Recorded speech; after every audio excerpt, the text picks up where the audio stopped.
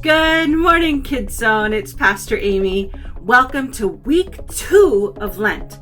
Now remember that Lent is the 40 days before Easter when we remember all that Jesus said and did before he died on the cross. This year, we are writing a book together called Red Letter Words, Hopeful Words from Jesus. Each week, we are adding a page that tells one thing that Jesus said while he was on the cross and why those words are hopeful for us. Last week, we did the first page. Do you remember? Why have you forsaken me? These are hopeful words because they teach us that we can be honest with God about our feelings. This week, the hopeful words of Jesus are, Father, forgive them. We can find these words in Luke chapter 23, verse 34.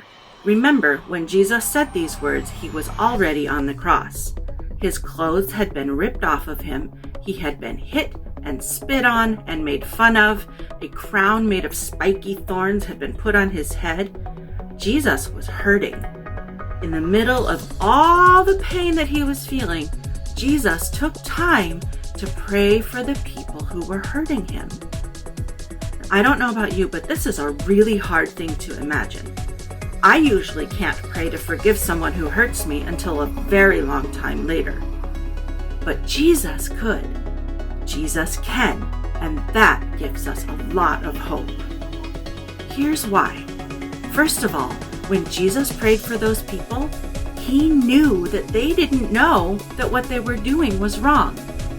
Again, I know it seems easy for us to say, well, obviously it was wrong, they were hurting him. But remember that the people who were hurting Jesus then were doing what they had been told to do. They thought they were doing the right thing. Sometimes the things that we think or say or do that don't match the heart of God, we don't even know it yet.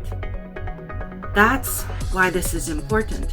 Jesus teaches us that God can forgive anyone, even when they don't even know that what they are doing is sin.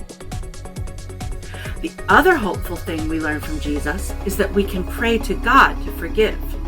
Now, I don't know if you remember, but we've talked about forgiveness before in KidZone. We learned that forgiveness has 3 big parts. First, forgiveness is when we trust God to heal the hurts that we feel when someone thinks or says or does something that doesn't match the heart of God. Second, forgiveness is when God redeems a broken relationship. He doesn't make it the same relationship that it used to be. Instead, he makes it something that is healthy for everyone. The third thing that forgiveness is when God takes care of making what was wrong right. God does that, not us. We may have a part to play, but it's really God's work. Altogether, when we remember Jesus on the cross and we remember that he prayed, Father, forgive them, we remember that Jesus trusts God to forgive us. And Jesus prays for us even when we don't even know that what we're thinking or saying or doing doesn't match God's heart. Another way of saying that is that we can trust God to do the best thing for us and for the people who hurt us. Forgiveness is God's job first. In your brown paper bag, there's an envelope that says March 14. Inside the envelope are your picture and your words for this week's page.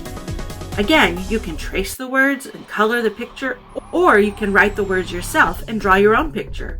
I would love to see what your pages look like, so ask your grown-ups to send me pictures. Okay, KidZone, that's it for this week. Remember that forgiveness is how God takes care of the things that we think or say or do that don't match his heart. God heals the hurt, God fixes the relationships, and God makes things right in his way, in his time. We can always trust God to forgive us and others because Jesus said so. I love you. God loves you more. And I am excited for next week when we'll learn some more red letter words of hope from Jesus. Bye.